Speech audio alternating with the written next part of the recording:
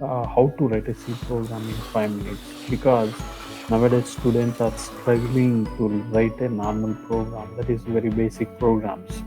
So if they need to write the basic programs, they should be thorough with the basics.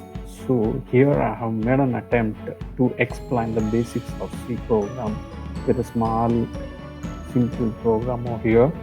Just you can concentrate your constant and variables. A few basic concepts let us brush up. So constants and variables, just you can see the wall clock here. In a wall clock, you can observe 1 to 12 numbers, and you can find the hands, minute hands as well as hour hands. Here, over the period of time, it rotates over here, in the sense the position of these two hands will change, but the number 1 to 12, its position will not change, and definitely nothing is going to affect these numbers. So it means here, just you can observe these hands can be taken as variables, and the numbers 1 to 12 can be taken as constants, because its position and its value will never change, but the value of these two hands will change. So that is nothing but variables. So this is a generic definition of constants and variables. So during the execution of program, the value will not change. It's called constant. But variable during the execution of a program, so definitely the value will change. So that is variables. Here one more definition just I can explain. So here what happens is, we can see the variable name a. So with the size of 1 byte, with a with size of 2 bytes, variable a with the 4 bytes. It means, one more definition of variable, it's a name of a memory location. So this is a memory location, it's of 1 byte space. So this is a memory location, it's a 2 bytes of space. This is a memory location of 4 bytes of space. Here character will be accommodated, here int will be accommodated, here float value will be accommodated. So because of this, we call it as a variable. A can accommodate many values with different size. So because of that, we call it as a variable. But the value will not change. One, when I tell if I want to store 1, the value of 1 will not change, but the value of a will go on changing. So because of that, we call it as a variable. Variables of the name, the memory location where data is being stored. And one more concept which you have to understand is data types.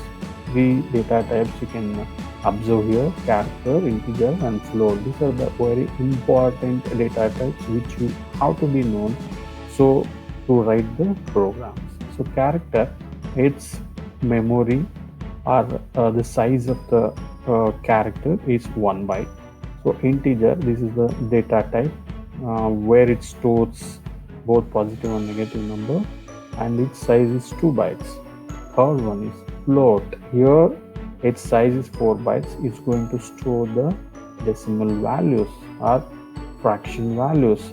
So these are the 3 types of data types which we can use in a C program. So data types will be controlled by the machine instructions.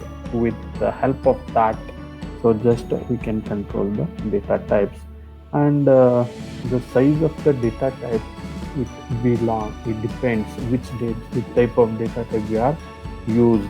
So when I tell int a, so a is a integer type, int b, it is nothing but b is a integer type, float a is a floating point data type. So in that way, it reserves appropriate memory according to the data type appended. So if I append integer, so int type float, float type character, character type, in that way. So the last ingredient or the content which is required to write the sample C program is header file. So header file here, just you can see # include stdio.h. It is nothing but includes this specific file, that is standard input output.h. It means input is nothing but scanf function, output is nothing but printf function. These two functions declaration is been included here.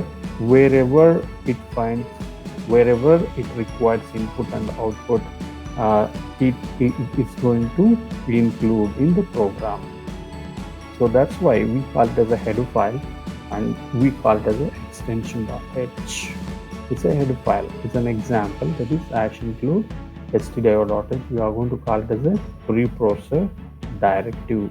So by default, it comes with the compiler.